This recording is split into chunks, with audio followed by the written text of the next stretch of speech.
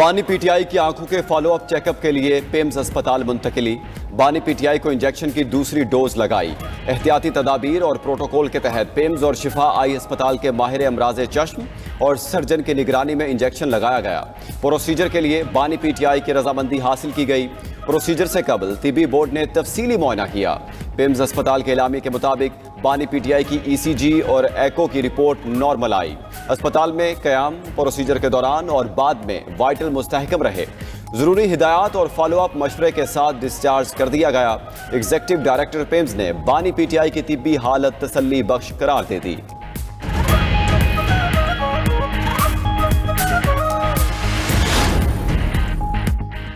हमारी दरख्वास्त है जेल मैनुअल के मुताबिक मर्जी का इलाज करवाया जाए। बानी का इलाज शिफा अस्पताल में फैमिली और जाती मुआलजीन की मौजूदगी में हो। चेयरमैन पीटीआई बैरिस्टर गौहर ने मीडिया से गुफ्तगू करते हुए कहा कि गुज़िश्ता रात बानी पीटीआई का अस्पताल लाने का ना हमें ना ही फैमिली को बताया गया। अस्पताल से वापस ले जाने के बाद मुझे आगाह किया गया। अली मोहम्मद खान ने कहा बानी पीटीआई को जाती डॉक्टर्स तक रसाई दी जाए। अस्पताल लाने से पहले बैरिस्टर गौहर और फैमिली को इत्तला की जाती तो मामला खत्म हो जाता। सेनेट में अपोजिशन लीडर अलामा राजा नासिर अब्बास ने कहा कि बानी पीटीआई की सेहत के मसले को क्यों नहीं हल किया गया। बानी पीटीआई के चेकअप में उनके डॉक्टर्स को ऑन बोर्ड नहीं लिया गया।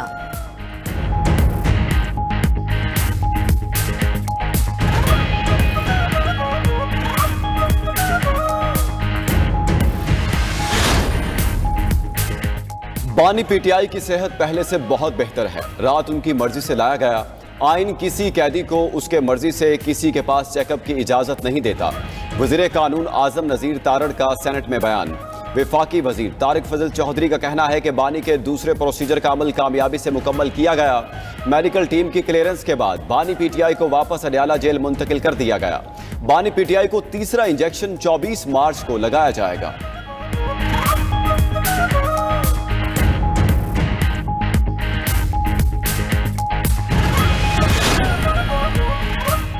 मोदी और नेतन्याहू के मुमकिना इत्तेहाद के खिलाफ सेनेट में मुत्तफिका करारदाद मंजूर। इसराइल और भारत के मुमकिना इत्तेहाद की भरपूर मजम्मत की गई। सेनेट का मुसलमानों के खिलाफ किसी भी इत्तेहाद की सख्त मुखालफत का ऐलान। इसराइली वजीर आजम नेतन्याहू के बयान पर ऐवान में शदीद रद्द-ए-अमल। पाकिस्तान हर किस्म के इस्लाम मुखालिफ इत्तेहाद की मुखालफत करेगा। करारदाद का मतन।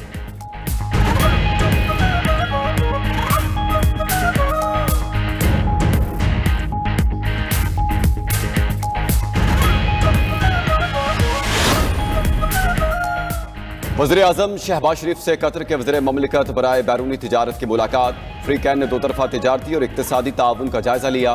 पाकिस्तान और कतर का ताल्लुकात में बढ़ती हुई रफ्तार पर इत्मीनान का इजहार किया। वज़ीर आज़म का दो तरफा तिजारती हजम को बढ़ाने और कतर को ज़रूरी मसनूआत, खाने पीने की अशिया और वैल्यू एडिड अशिया की बरामदात को मतनूव बनाने की अहमियत पर जोर दिया। वज़ीर आज़म अमीर कतर शेख तमीम बिन हमद अल सानी से मुलाकात करेंगे। इक्तिसादी ताउन और तवानाई के शोबों में ताउन बढ़ाने पर बातचीत होगी। तिजारत, सरमायाकारी और अफरादी कुव्वत की बरामद पर गुफ्तगू होगी।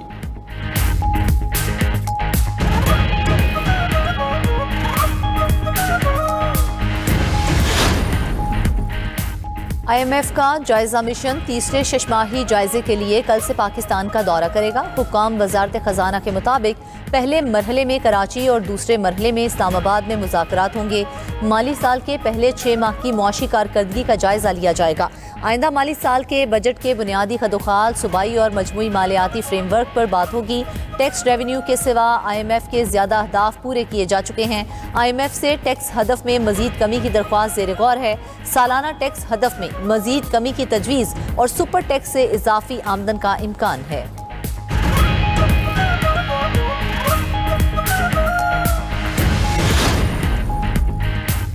T20 वर्ल्ड कप सुपर 8 में पाकिस्तान और इंग्लैंड आज आमने सामने। पाली के लिए ग्राउंड में मैच शाम 6:30 बजे शुरू होगा।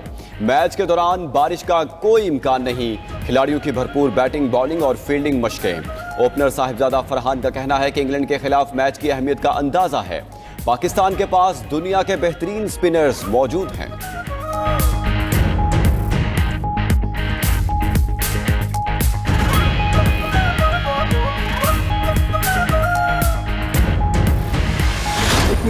92 न्यूज़ की T20 वर्ल्ड कप पर खुसूसी ट्रांसमिशन जारी। साबिक क्रिकेटर्स और तज्जियाकारों के जानदार और हक़ाइक़ पर मबनी तबसरे और तज्जिए। पीजे मीर ने कहा कि खिलाड़ियों को अगर मगर से निकलना होगा। पाकिस्तान और इंग्लैंड का मैच स्पिनर्स का मैच होगा। साबिक क्रिकेटर मोहसिन हसन खान ने कहा वेस्ट इंडीज़ ने जिम्बाब्वे को हराकर इवेंट को दिलचस्प बना दिया। नजमुल साकिब ने कहा कि आज का मैच जीतने से पाकिस्तान के सेमीफाइनल में पहुंचने के चांस बढ़ जाएंगे।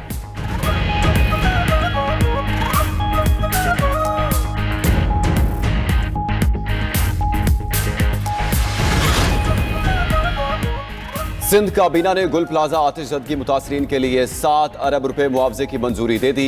वज़ीर आला सिंध की ज़ेर सदारत काबीना का इजलास। मुराद अली शाह ने कहा माह रमज़ान में महंगाई बर्दाश्त नहीं करेंगे।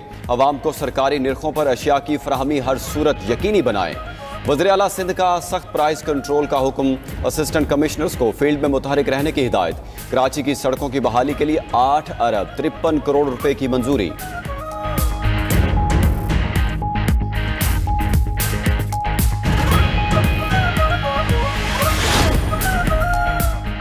पंजाब हुकूमत का बड़े नालों की मुरम्मत का मेगा मंसूबा शुरू करने का फैसला। सीनियर सूबाई वजीर मरियम औरंगजेब की जेर सदारत हडियारा ड्रेन पर रोजाना 50 करोड़ गैलन सीवरेज ट्रीटमेंट और फ्लोटिंग वेट लैंड्स के कयाम से मुतल्लिक जायजा इजलास।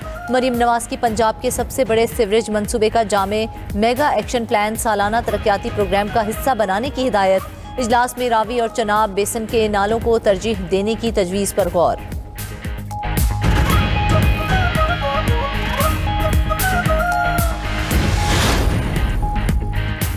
छब्बीस नवंबर के एहतजाज केस में अलीमा खान के नाकाबिले जमानत वारंट गिरफ्तारी जारी। रावलपिंडी की इंसदाद दहशतगर्दी अदालत का अलीमा खान की मुसलसल गैर हाजिरी पर इजहार बरहमी। पुलिस को वारंट गिरफ्तारी पर अमल दरामद का हुक्म। समाअत कल तक मुलतवी। उधर कारकुनों के खिलाफ 26 नवंबर के 5 मुकदमात की समाअत। इंसदाद दहशतगर्दी अदालत इस्लामाबाद ने PTI के 30 कारकुनों को इश्तिहारी करार दे दिया।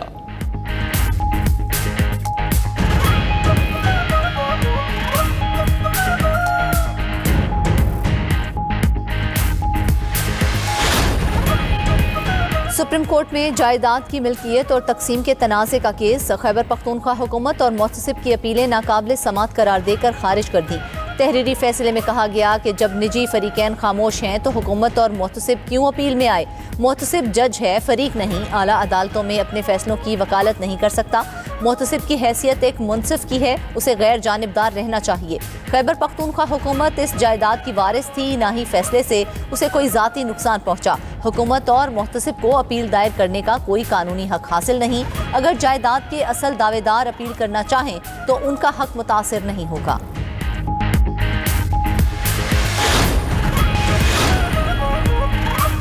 रूस यूक्रेन जंग को 4 साल मुकम्मल। फ्रंट लाइन पर लड़ाई की शिद्दत में कमी ना आ सकी। आलमी इदारों के मुताबिक जंग में अब तक 1.5 लाख यूक्रेनी फौजी हलाक और 4.5 लाख जख्मी हो चुके। रूस के 3 लाख से ज्यादा फौजी हलाक और 9 लाख जख्मी हुए। अक़वाम मुत्तहिदा का कहना है कि यूक्रेन में अब तक 15,000 से ज्यादा शहरी हलाक और 41,000 से ज्यादा जख्मी।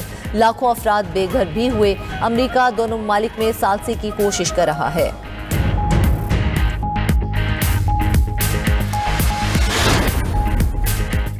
बरतानवी पुलिस ने अमेरिका में साबिक बरतानवी सफीर पीटर मैनिल्सन को गिरफ्तार कर लिया। उनको सरकारी ओहदे के नाजायज इस्तेमाल के शुबे में शिमाली लंदन से हिरासत में लिया गया।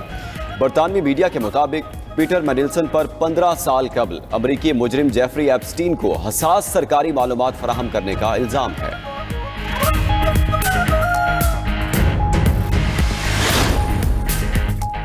ईरान ने मुआहिदा ना किया तो उसके लिए बहुत बुरा दिन होगा। अमरीकी सदर ने एक बार फिर धमकी लगा दी। सोशल मीडिया पैगाम में डोनाल्ड ट्रंप ने कहा अमरीका ईरान से मुआहिदा करना चाहता है। झूठी खबरों में बताया जा रहा है कि ईरान के साथ जंग में जनरल डैनियल कैन हमारे खिलाफ हैं। जनरल डैनियल कैन की राय है कि ईरान पर हमले का फैसला हुआ तो अमरीका आसानी से जीत जाएगा। ईरान के साथ मुमकिना जंग बारे जो कुछ लिखा गया वो गलत है।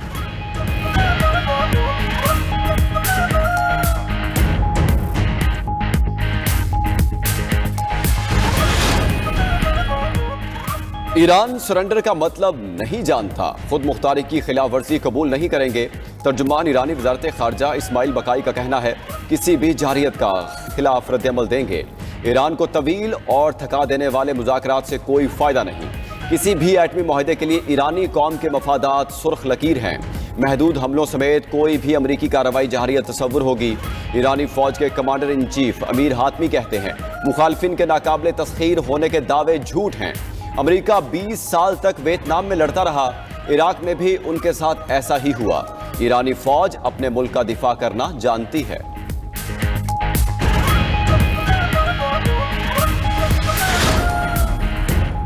अमरीकी सदर डोनाल्ड ट्रंप कल सुबह 7 बजे स्टेट ऑफ यूनियन से खिताब करेंगे। ट्रंप का दूसरे दौरे सदारत में कांग्रेस से ये पहला खिताब होगा। ट्रंप ने कहा खिताब तवील होगा क्योंकि कहने के लिए बहुत कुछ है। डेमोक्रेट्स की जानिब से खिताब के दौरान एहतजाज का इम्कान, ईरान से मुज़ाकरात और नाकामी पर मुमकिना जंग की बात मतवक्के। खिताब में टैरिफ का दिफा और मईशत का जिक्र होगा। क्राइम कंट्रोल और गैर कानूनी इमिग्रेंट्स पर भी बात मतवक्के। सदर ट्रंप मुख्तलिफ अमूर पर कानून साजी का भी तज़किरा करेंगे।